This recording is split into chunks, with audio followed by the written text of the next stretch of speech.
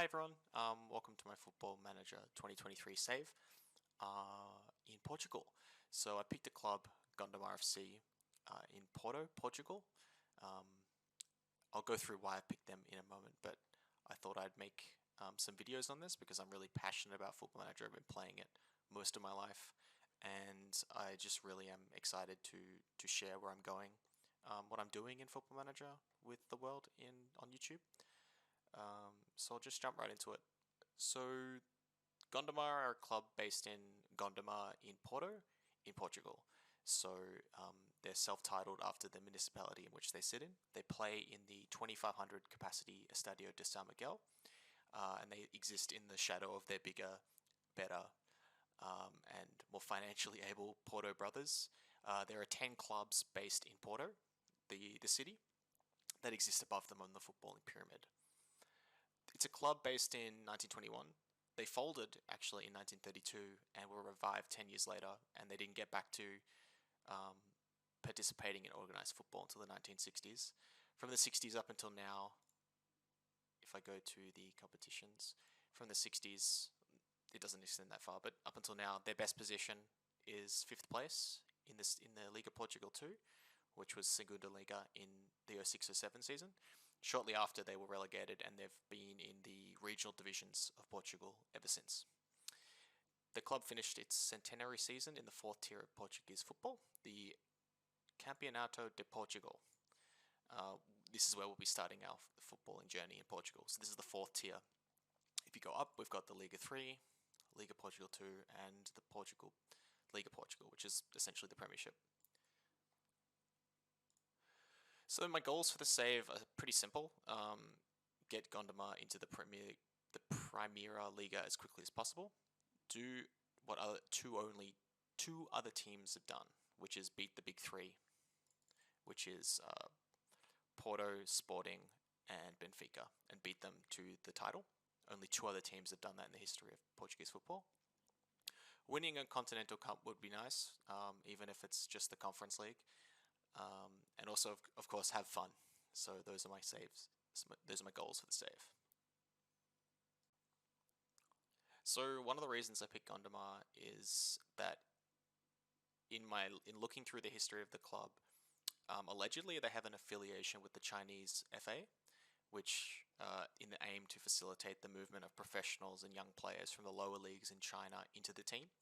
In this game, this manifests as a signed Chinese player goal that comes from the board, and then Chinese players appear in the new youth intakes for the team, which is going to be really interesting.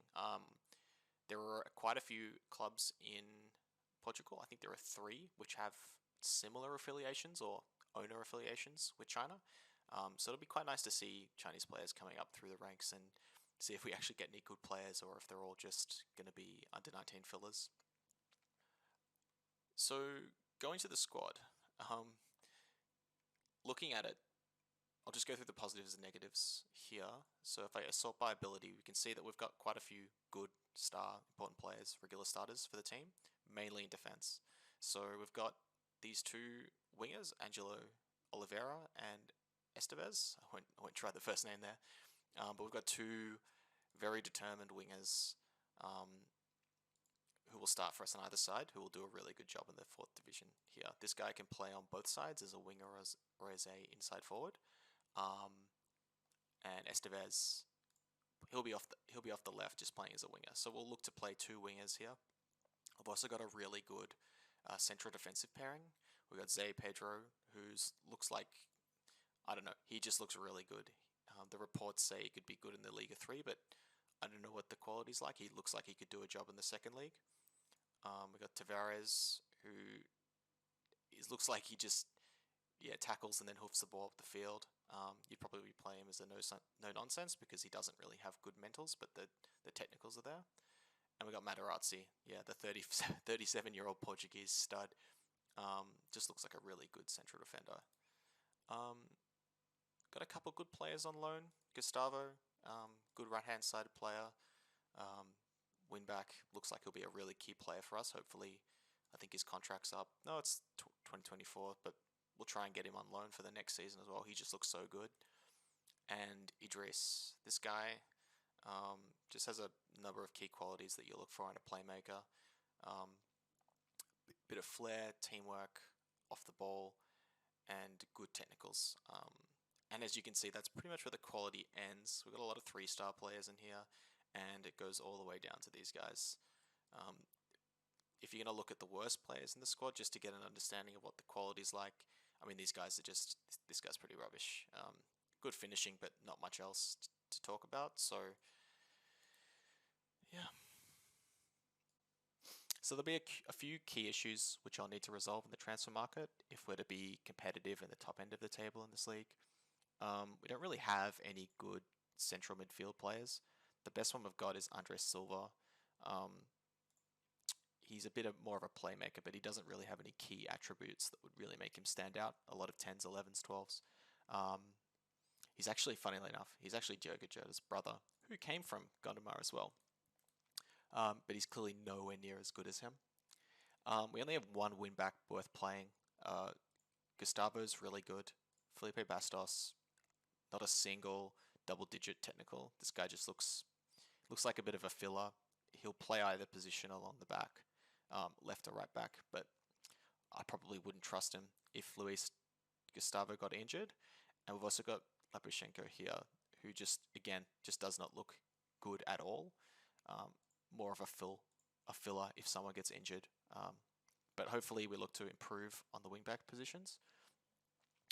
We have a complete lack of strikers. We've got our best striker is this guy Nilo, who's scored like 12 goals at a professional level. Everything else comes in the lower leagues of Brazil. So yeah, we're going to need a better striker than this to head the lines.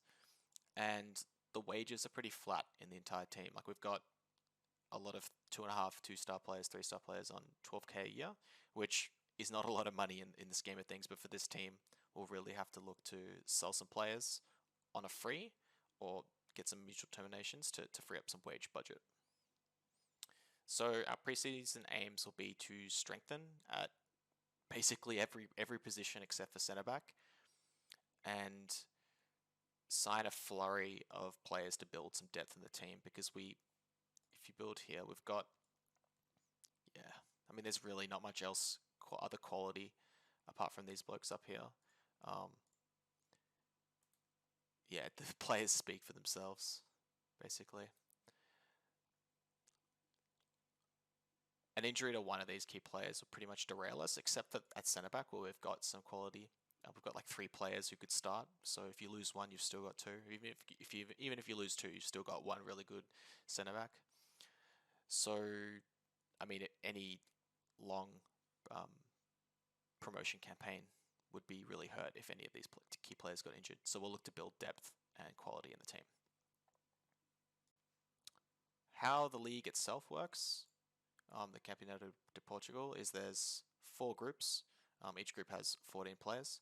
So you play 26 games in the group stage initially. If you're in the bottom 6, you get relegated, which is really rough, given there's only 14 slots. So 6 teams relegated, 8 teams make it. If you're in the top 2, you get joined in with another group, and you play 6 games, fresh points, and the top 2 get promoted. So you can have a really, really good, an undefeated group stage, and then you just play 6 bad games, and you don't get promoted. So it's pretty rough, but I can see us getting out quite quickly. And then there's a Champions Playoff, which you don't get any money. It's just for the trophy. So we're in Group B. If we look at the season preview, it's put all the teams together, but you can see if there's 4 groups, we're supposed to be in 7th position, so it's putting us in the top 2 in each group. So if we look here, we got Lusitania La Rosa, who's in our group, who have just been relegated. They're basically, the game thinks that they're a shoe-in for promotion, or at least to get into that promotion group. And we've also got, I think we've got Belmar in our group. So we've got 3 teams in the top 6, 7? 3 teams in the top 7. Oh crap as well. We've got Salgueiro. So we've got a really tough group. We've got 1, 2, 3, 4 teams who are supposed to be in those top two. We're supposed to come top four here, so we're going to be in a bit of trouble if we're looking to get out of this group with the squad is how it is right now. But hopefully we can make some improvements and really look to push here because, I mean, it's a lower leagues. 1-2 players can be the difference between being here and being here. So we'll see how we go. Finances for the team. Our balance is 90k, may as well be zero. The transfer budget we've got given for this year is 3k, again, may as well be nothing. The payroll's set at 445k a year, and we're spending 426 of it. So if we look at the transfer budget, we've got 20k a year to work with, which, looking at the squad, might be enough for 2 players. We'll just look to get some free loans in to really strengthen the squad. Maybe give away some players, hopefully, to other teams so we can free up some budget to sign some very good ones. Because, I mean, we're getting some really key players who could look like they could do a job in the third or the second tier for 16k a week. And then we've got, where is he? Where's Max? We've got Max here for 12k a year, who looks like he belongs in the lower leagues. Apologies, Max. But I mean, he's really not going to do a job. So we'll look to loan out players and hopefully have other teams pay their wages or sell them for frees so we can free up some wage budget. As for staff, if I go through here to the list of the staff, we actually got a lot of staff members on a lot of money at the start of the game. 40k, 45k. We're on a 50k a year contract, but we've got a loan manager on $50,000 a year, which seems ludicrous. So it seems like the game's thrown us a bit of a hospital pass there by putting all of our money into staff members. In terms of the quality of them, yeah, no good. The scout, 4 and 6 for ability and potential. Where's our assistant coach? Well, that's the under-19 squad. Our assistant coach, say Suarez. He's okay, he's better. Goalkeeping coach, fitness coach. Yeah, I mean, they're not the worst that I've ever seen, but they'll do a job. And they're also not on that lower wages, that higher wages. But, I mean, this is ludicrous. We've got general manager, head of youth development, all on basically the equivalent of 3 players' full-time wage. So, yeah, there's not much we can do about that because their contracts are up in 2 years, but we'll just look to manage this however we can. Hopefully get in another scout, because we have a scout when we're not allowed one, but we don't have a chief scout. So we'll look to hire a chief scout so we can actually generate some player reports. Yeah, we've got nothing. This is the start of the game. So, yeah, we'll look to strengthen where we can. Hopefully get some mutual terminations for free, but I'm not that hopeful. So with Portugal, we've got the under-19s, under-19s Bs and Gondomar B. So if I look at our affiliated clubs, we've got Gondomar B. I've got a lower leagues database here, so this has all of the lower leagues in Portugal. So we've got Gondomar B, who sit in the Porto division, the elite. So the elite division of Portugal, I think this sits just below, sits just below where we are at the moment in our first team. So this season, won't really care where these guys come, whether they get relegated, mid-table, whatever.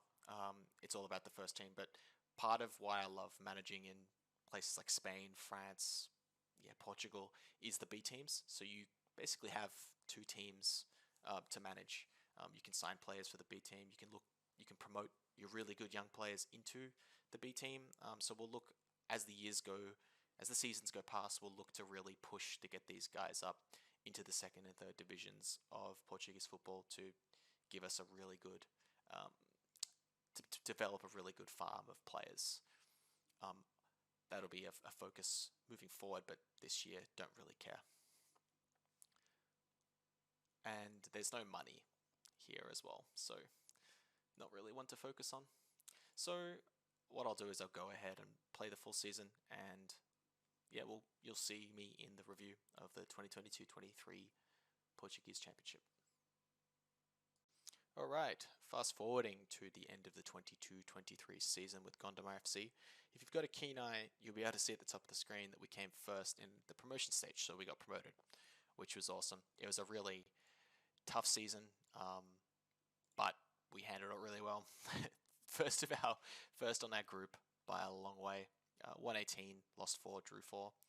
Um, Lost against Lusitania and Robordosa, so we lost against the second and third sides. But yeah, we did the job, got into the promotion stage. In the promotion stage, we won 5 and lost 1, so a pretty comprehensive promotion stage victory. Feel sorry for these guys, come second to us, and then lose all 6 games in the promotion stage, and then we play the Champions Playoff final. We got smoked by Oriental Dragon, but this game didn't really mean much, so I didn't mind too much.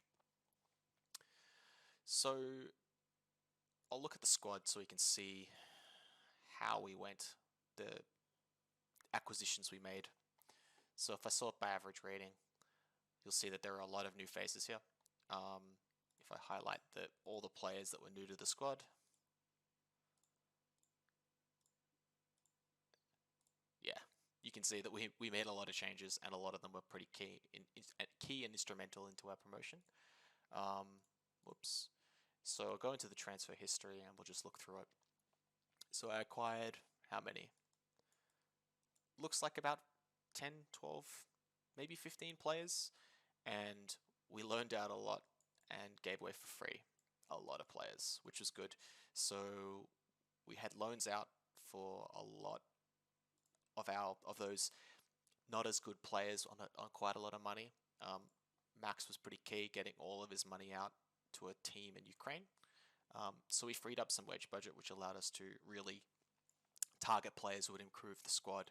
I'll just go through a couple of them. Rafael Vanderland, goalkeeper, 33 appearances, so he was our first choice, average rating of 7. Sergio Santos, 3.5 star, so very good for our senior team. Plays in either wing, but was a left winger. 25 appearances, 7, average rating, a couple goals, couple of assists, good signing. Amando Lopez, our starting left back, really good player for this league, even though the assistant manager doesn't really rate him too highly. 30 starts, average rating is 7.1. A lot of assists though from the left back position with 12, which is really, really impressive. So he played really well for us. We'll look to keep him on loan for next season. Wato Kuate, signed him on a 2-year contract at 17k, so I think that's one of our highest paid players. Really needed a good defensive midfielder for the formation that I'll go through in a little bit, but 24 starts, 7.2 average rating, couple goals, couple assists. Don't expect too much from that department from him, but really good mentals and technicals for this league, and he's left-footed, which is really good because most of the players you run across right-footed. Who else we got? We got Gonzalo Battaglia. Hopefully that pronouncing that right. Attacking midfielder and central midfielder, so he's an advanced playmaker. Again, really good mentals, good technicals, decent physicals, but what you need is what you need from a young attacking midfielder. We loaned him, but he's joining permanently on an end of contract signing, so this is really exciting for the team moving into League 3, so hopefully he can do a job. 23 starts, average rating is 7. Could be better, but can't complain, we got promoted. And then the key signing, Igor, the big 43-year-old from Brazil. Now, we really needed a striker bad. It was really, really hard to find anybody good, but I took one look at this guy, and he had lower league football written all over him. Really impressive mentals, good technicals, but I mean, average physicals. He's not very fast, but he's strong and he's balanced, and he can jump. So 15 goals in 23 starts from a 43-year-old in a professional league is really impressive. I think he was our highest paid player on a 1-year contract, and you can see he's retiring at the end of the season. So, I mean, he's the absolute hero. Helped us get promoted, a lot of key goals, a lot of key times, and yeah, just really, really good player for the team. Who else have we got? We got Leandro Silva, right back, backup. Didn't start that much. Kind of looks like a good player, good defensive, not very good moving forward. But I mean, he's on the brink of being a decent player for us. But he's 27 years old, 3.5 star rating. But he didn't get a lot of games behind Luis Gustavo. Marquinhos, we signed him, young Brazilian attacking midfielder, looks really good. at a first glance, really impressive technicals for this grade. A lot of money per year. Mentals, good and bad, not very composed, can't really anticipate all that well, but I mean, get the ball to him, he'll dribble, he'll find a pass. Good player for the team. Pretty average rating, 6.9. Not a lot of assists. You'd expect a little bit more, but hopefully he can improve in the third division. And I think that's just about it from key positions. I mean, we got this guy, Gavioli at central defender. Looks a really good player. He's on loan, but I mean, he's on 50K a year. There's absolutely no chance we can get him. Made 14 starts. Got him for the second half of the year. So we improved the squad a lot. Signed a lot of players on loan, and some of them left in the year, like Arian Castrati. Couldn't get a lot of games for us, so they recalled him. But again, we just built the depth in the team with loans and free transfers. So in terms of the tactics that we played, predominantly an attacking 4-2-3-1, using the base control possession tactic in the game, and then adding changing a few of the roles. So I played Ferreira in the halfback role. I really like how this, in possession, it sits between the two defenders and pushes the backline wide. So it's a really good start. Starts every attacking phase really well with a solid defensive foundation, so that if the ball does break down in the middle, we have 5 at the back. Essentially, we don't have 2 midfielders forward. And then we have Pedro Veranda, who is a youth team intake, who's an absolute stud. Developed quite a lot during the year. You can see his ability has just gone through the roof. But yeah, wrong guy.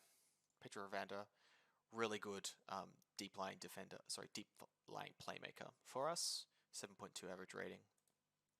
So he played a lot for us in the second half of the year after the youth intake. So he plays the deep lying playmaker. So we essentially have like a back 5/6. We aim to get the ball to Veranda, who can spray a pass to one of our front 4 and start the attacks. As I said in the preview, we got Estevez and Oliveira, really, really good wide players for us. We've renewed Oliveira to another year in his contract. He's getting on a little bit, but he's still a really good player. 7.4, I think he was our player of the year in the end. 10 goals, 8 assists from the right wing. Estevez, yeah, I mean, he's got some good attributes. He's decreased a lot because he is 34, didn't renew his contract, didn't perform that well, but he did a job. And then Ego, of course, we know he's up forward. He doesn't move all that well, so you're looking to play the ball to him, and then if he's not going to have a shot, he's going to pass off to someone who will. Our other tactics, we didn't use all that often. We did use this a little bit when we didn't have, before Marquinhos, because we didn't really have a really good suite of players who can play in that attacking midfielder, but once we got Marquinhos, we had 2 players that could play there, plus Estevez, who's a natural there as well. So we felt more confident with an attacking midfielder in the formation. And you can see, I mean, we were on a roll the whole season. A lot of 1-0 wins. 1-0 to the Gondomar. 1-0 to the Gondomar was the chance coming from the stands. But yeah, we didn't concede all that much goals, and we can play that in part to our really impressive back 4. Yeah, I mean, there's not much really else to go through. Looking forward, do we have any transfers of players coming in? So we've got actually quite a lot of players coming in on the 1st of July. We've got Gonzalo, which we went through before. We've got player Tiago Duarte. I'm not quite sure why I made this transfer. I think he's just a really solid B team player. So we can start to fill out the players in our B team and get some squad depth. So hopefully we get a 19-year-old winger who can fill out that potential. Not too optimistic for him. Caio Magno, a forward. So again, we really struggled to find good forwards. I think I made this transfer in the second half of the year thinking he would come in. but it was outside the transfer window, so he's coming on the 1st of July. So I don't know how well he'll do in the 3rd division. I think I was aiming more of him to be a second half of this season player, and then we let him go. But of course, I've committed to him coming next season. Miguel, centre back, not that good, but again, just some squad depth because we don't really have it. João Gomez, now this guy looks good, coming from Oriental Dragons, so he's coming from one team that's getting promoted to another. Kind of weird, but again, 26-year-old defender, good technicals, mentals, physical, although he is deficient in a few key areas, which is, it's hard not to find a player who's deficient at this level, but he started 23 times and got an average rating of 7.3 in the championship, so he'll do a job for us in the 3rd division. And then Faustino Manga, this guy looks really interesting, tall, not that big, but tall, centre back, very aggressive, very brave, can jump, very strong. He's got a good base here, but he's 23, so he's going to be hitting his peak soon, and the scout seems to think he's got a lot of potential in him, so we'll see how he does in our team. Probably looking at a fringe player for us. He'll get a couple starts in the 3rd division. Players out, no one, so I guess, yeah, that's pretty much it for this season. Really looking forward to playing in the Liga 3 with that unique set of challenges. So next season we'll be in one of 2 groups, and we'll have to go through this in another video because this looks confusing. So yeah, well, thanks for tuning in. Yeah, leave a like and a comment if you enjoyed the video. Yeah, I'm just really looking forward to diving into this this save. So yeah, peace out.